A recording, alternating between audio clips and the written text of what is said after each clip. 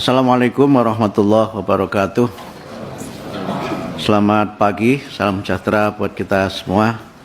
Yang terhormat Ibu Ketua Komisi 10 beserta seluruh jajaran pimpinan dan anggota Komisi 10, Bapak-bapak, para Menteri Kabinet Merah Putih, senior saya Profesor Satrio, juga sahabat saya Pak Dr. Fadlizon dan para wakilnya. Saya ditemani oleh tim dari Kementerian Pendidikan Dasar dan Menengah. Tadi sudah disampaikan oleh Bu Ketua, para eselon 1 dan juga ada eselon 2 dan juga para staf khusus menteri yang juga bersama dengan kami.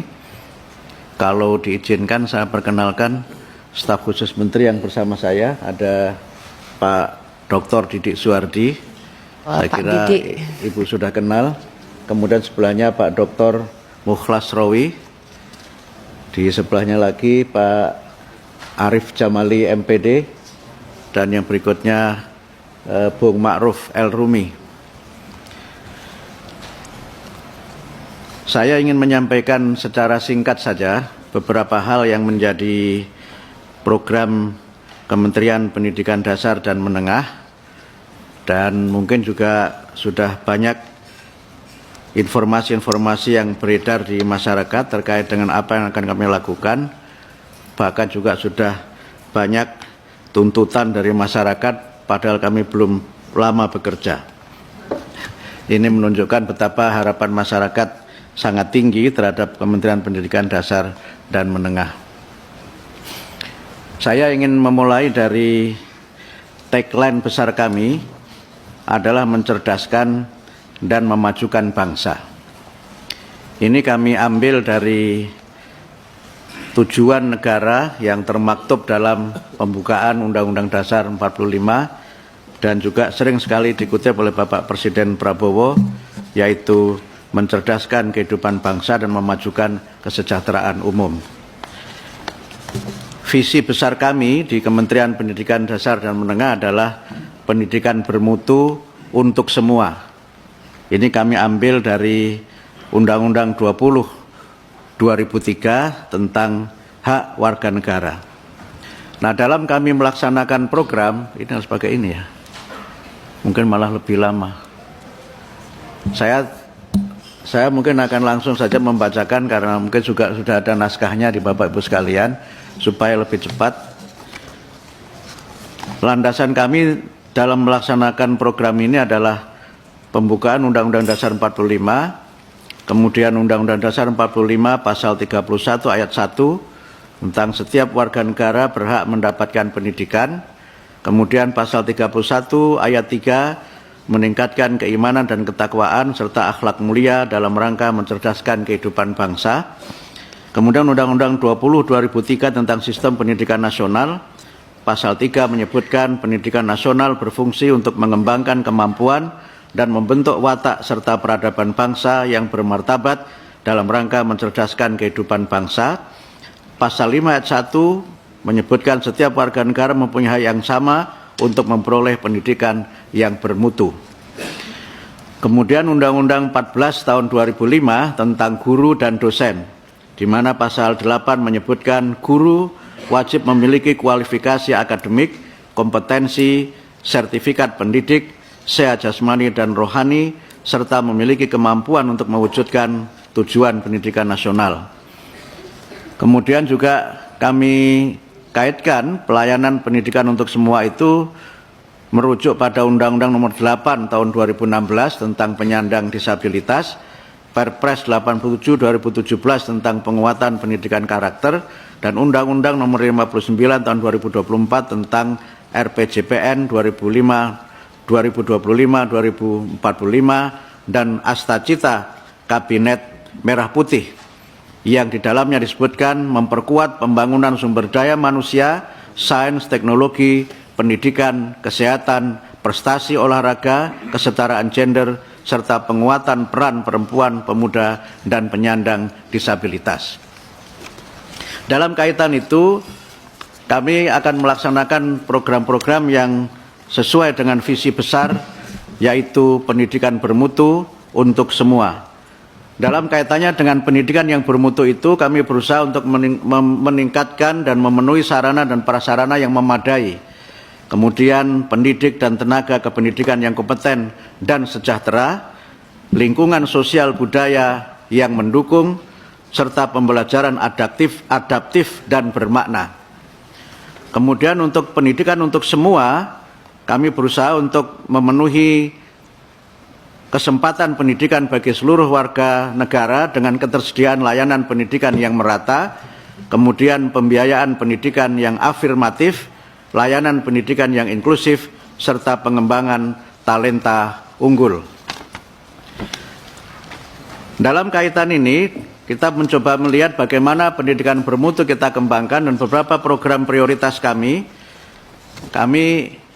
akan mencoba untuk pada awal-awal kepemimpinan kami di Kementerian Pendidikan Dasar dan Menengah ada 5 program prioritas. Yang pertama adalah penguatan pendidikan karakter, di mana kami akan melakukan program-program pelatihan, bimbingan konseling, dan pendidikan nilai untuk guru kelas. Kemudian peningkatan kompetensi guru, bimbingan konseling, dan guru agama, penanaman karakter 7 kebiasaan anak Indonesia. Kami sempat memperkenalkan ini di salah satu stasiun televisi anak-anak. Waktu itu saya menyanyi lagu Pelangi-Pelangi, tapi tidak menyanyikan lagu Pelangi di Matamu. Pengangkatan guru BK dan makan siang bergizi. Karena itu Ibu Ketua, kalau kita selesai jam 12, mudah-mudahan juga ada praktek makan siang bergizi di gedung DPR ini.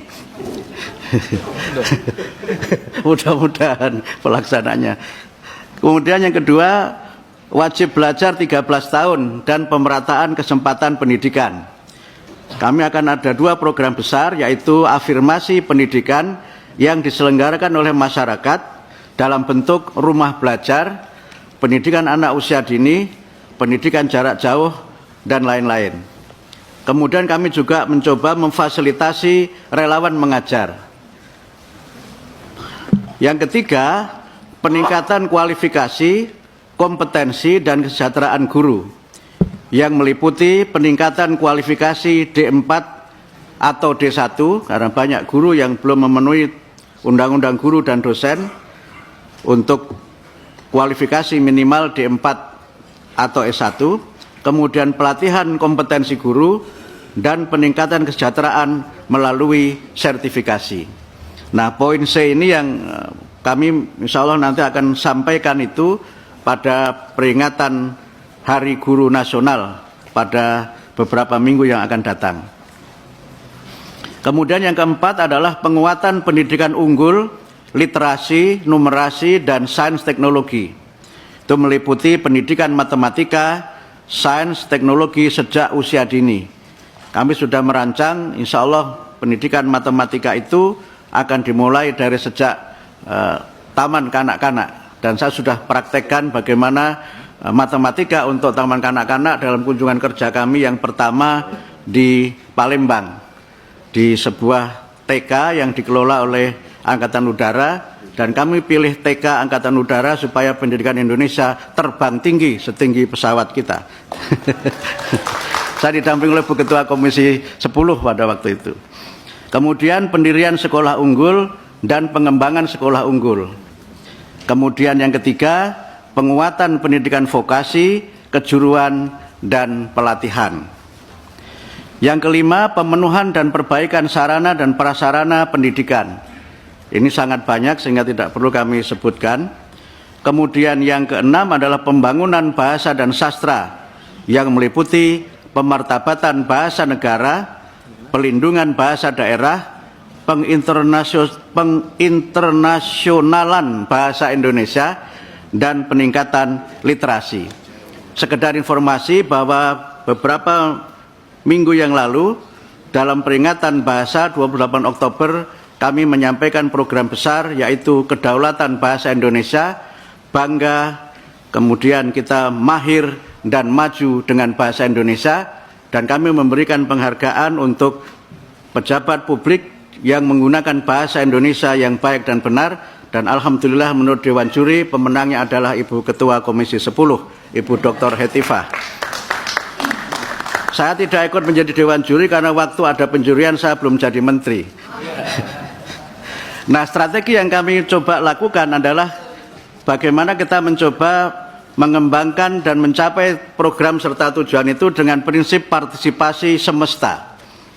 Pendidik ini kami juga merujuk kepada Undang-Undang 20/2003 pasal 4 ayat 6 yang di dalamnya disebutkan pendidikan diselenggarakan dengan memberdayakan semua komponen masyarakat melalui peran serta dalam penyelenggaraan dan pengendalian mutu layanan pendidikan.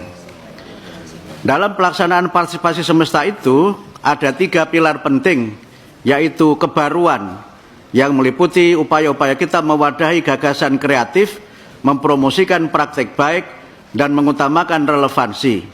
Kemudian terkait dengan kemitraan, kami berusaha untuk bermitra dengan dunia usaha dan industri, kemudian juga mitra pembangunan, dan juga kemitraan dengan pemerintah, eksekutif, legislatif, dan yudikatif di semua tingkatan pemerintahan, kemudian juga kemitraan dengan masyarakat, dengan orang tua, ormas penyelenggara pendidikan, dan sebagainya. Kemudian yang ketiga adalah keadilan. Kita berusaha untuk bagaimana ada pembiayaan yang adil, sarana dan prasarana yang setara, tata kelola sumber daya manusia yang berkualitas. Demikian presentasi kami, dan karena di sini ada Ibu Meli Guslo, kami mohon untuk anggaran ini jangan digantung, sebagaimana lagunya beliau, jangan kau gantung cintaku. Terima kasih. Wassalamualaikum warahmatullahi wabarakatuh.